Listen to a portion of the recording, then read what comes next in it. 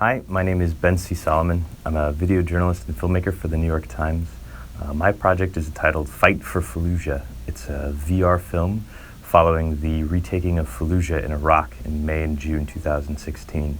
The film is a reporter's notebook style film following me, my translator, and some of the crew that we worked with as we embedded with Iraqi troops as they tried to retake Falluja from ISIS control, which has been controlling it for the past 2 years.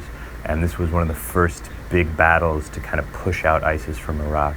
The reason we did it in virtual reality and filmed it in 360 degrees was so that we could get a newer and fuller understanding of how this fighting works and the aftermath that it leaves behind.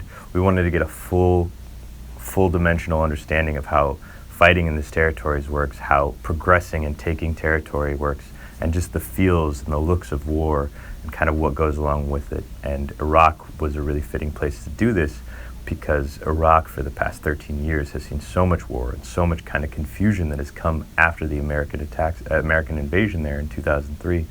And since that happened, and since that kind of battle, and since those battles have begun, it's important to see the arc and to see that the way that these places have drawn from these past experiences and continue to kind of see the struggle from there. The reporting of the story was pretty complex, from logistically kind of reporting around Iraq in a war zone to doing it in VR. There was a lot of really multiple moving parts that had to be synced up. First, we had to design a camera that would work in these situations, and I spent about a month and a half working with some different VR designers to develop a camera system and a camera that could move fast, that could work in extreme heat and extreme situations.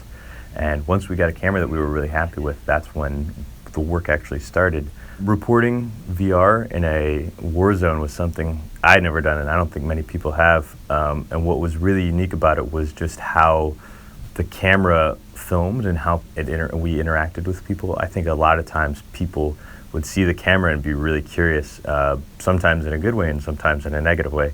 There was multiple times where we would be on the front line with soldiers as they were fighting, and I'd set the camera up and kind of walk away from it.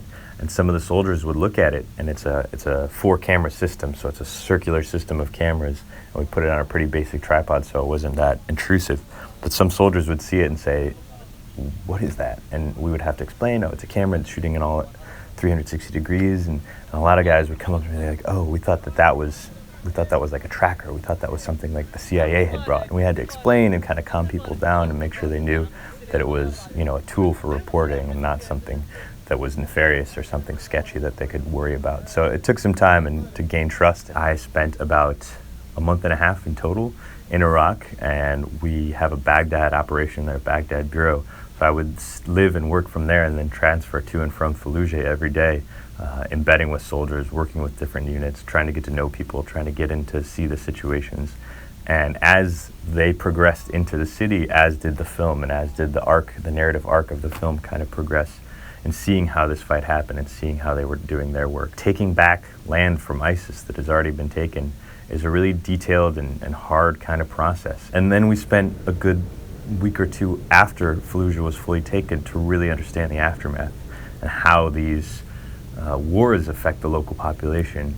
Falluja is such an important city to not only Iraq but also in the Middle East as a whole, because it's such a city that has seen so much war and so much confusion, changing hands so many times in its history, that it's really important now to see how the city is affected by the war and affected by this devastation. War is not pretty, and even when there's successes, and even when the people that America and the West and the people that we back make progressions and take the fight from ISIS, still there's a lot of brutality and there's a lot of hardships. So I hope that people can watch this and get a full understanding of what happens in these situations, both good and bad.